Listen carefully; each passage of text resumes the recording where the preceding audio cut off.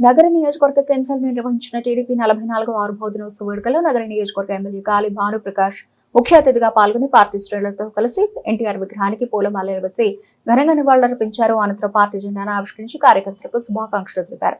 Senior కార్యకర్తలను MLA ఘనంగా సన్మానించారు.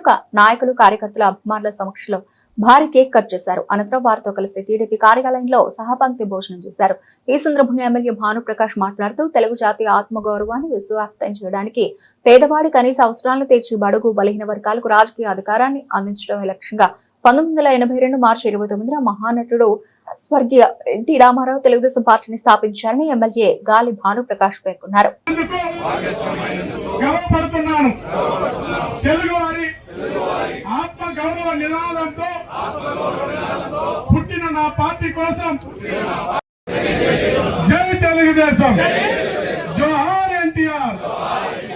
ఆయుర్భోత్సవ దినోత్సవ శుభాకాంక్షలు. ఇవాళ మనమందరం కూడా ఒక కుటుంబ సభ్యుడి కింద ఒకే గొడుగు కింద ఎంతో దర్పంతో ఎంతో హుందాగా కలిసే అవకాశం ఇచ్చిందంటే అది తెలుగుదేశం పార్టీ వాళ్ళ.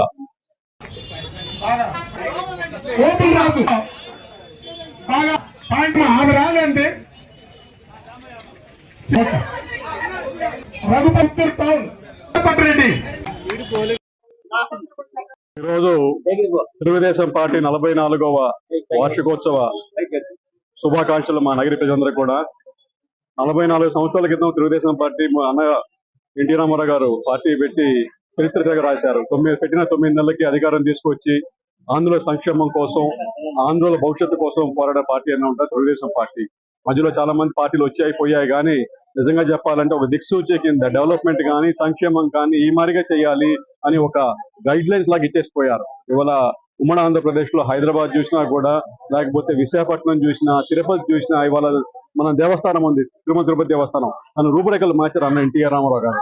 అలాగే మనం విశాఖపట్నం చూసాం, ఆర్కే బీచ్ నుంచి మొత్తం డెవలప్మెంట్ యాక్టివిటీ అంతా కూడా మన అన్న ఎన్టీ రామారావు గారు, చంద్రబాబు నాయుడు గారు చేశారు. అలాగే హైదరాబాద్ చూసాం, ఒక సైబరాబాద్ కానీ, ఫార్మా సిటీ కానీ, జీనోమ్ వ్యాలీ కానీ, మొత్తం డెవలప్మెంట్, అవుటర్ రింగ్ రోడ్ కానీ, ఎయిర్పోర్ట్ కానీ, అక్కడ ఉన్న స్టేడియంలు కానీ, ఇవన్నీ కూడా ఒక ఆంధ్రప్రదేశ్ కి ఒక గుండెకాయలా తయారు చేశారు. కానీ దురదృష్టాత్తు విడిపోవాల్సిన పరిస్థితి వచ్చింది. కానీ రేపు రోజు అమరావతి కానీ, విశాఖపట్నం కానీ, తిరుపతి కానీ మన ఆంధ్రప్రదేశ్ కి ఒక మైలురాయి కింద తయారు చేయాలి, ఎట్లన్నా కూడా ఎకనామిక్ జోన్స్ కింద చేయాలని చెప్పి దాంతో తెలుగుదేశం పార్టీ ముందుకెళ్తా ఉంది. ఇవాళ మనం చూసాం, ₹1 ఖర్చు లేకుండా 36,000 ఎకరాలు రైతులు ఇవాళ స్వచ్ఛందంగా వచ్చి ల్యాండ్ పూలింగ్ ఇచ్చారు.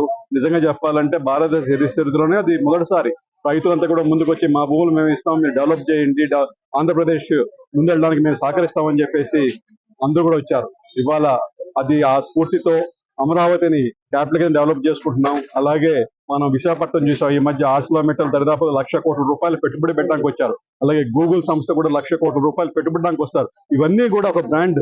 ఒక ముఖ్యమంత్రి, తెలుగుదేశం పార్టీ అధికారంలో ఉంది, బాబు గారు ముఖ్యమంత్రిగా ఉన్నారు, లోకేష్ గారు సారథ్యము, మనం ఏమైనా చేయాలనుకుంటే ఖచ్చితంగా చేయగలం మనం అని చెప్పే నమ్మకంతో వాళ్ళంతా కూడా ఈ పెట్టుబడులు అంతా కూడా పెడుతున్నారు. ఇవాళ రేపు రోజు JSW వాళ్ళు కడప స్టీల్ కూడా పెట్టబోతా ఉన్నారు. ఆ రోజు కియా గానీ, ఒక పక్క అపోలో టైర్లు కానీ, ఇట్లా చెప్పుకుంటూ పోతే కోకలు, ఏషియన్ పెయింట్లు కానీ, ప్రతి చోట కూడా ఒక నమ్మకం మీద వాళ్ళంతా వచ్చి పెట్టారు. అది మన యువతకి సంక్షేమం, అలాగే ఉపాధి కల్పించాలి. ఎందుకంటే ఇక్కడ ఉన్న వాళ్ళు ఇక్కడే పని చేసుకోవాలి, వలస పోకూడదని చెప్పే ఉద్దేశంతో ఇక్కడ పెట్టుబడులు ఎల్లువ తేవడానికి ప్రయత్నం చేస్తున్నాం. ఖచ్చితంగా అవన్నీ కూడా సాకారం మీకు కనపడతా ఉంది. ఇవాళ శంకుస్థాపన దాకా వెళ్ళాం. రానున్న 2-3 సంవత్సరాల్లో ఆర్సిలర్మిట్టల్ ప్లాంట్ నుంచి స్టీల్ కూడా జనరేట్ అవుతా ఉంది. అలాగే మనం ఇంతకుముందు పవర్ ఎద్దడుండేది. గత ప్రభుత్వంలో మనం చూసాం, ఎండాకాలం వస్తే కరెంట్ కట్స్ ఉండేవి. అలాంటిది ఇవాళ మిగులు విద్యుత్కి దిశగా మనం పయనిస్తున్నాం. అవన్నీ కూడా తెలుగుదేశం పార్టీ చేస్తున్న కార్యాచరణ, ప్రజల కోసం మనం చెయ్యాలి అని చెప్పి మంచి ఉద్దేశంతో ఇవన్నీ తోడ్పాటుగా మనం అన్ని పోరాడుతున్నాం. నగిరిలో కూడా ఈ 1వ తారీఖు నుంచి ఇక్కడున్న పవర్ లూమ్ కార్మికులందరూ కూడా 500 యూనిట్లు ఫ్రీగా ఇవ్వడం జరుగుతూ ఉంది. వాళ్ళందరూ కూడా నా హృదయపూర్వక శుభాకాంక్షలు చెప్తా ఉన్నా.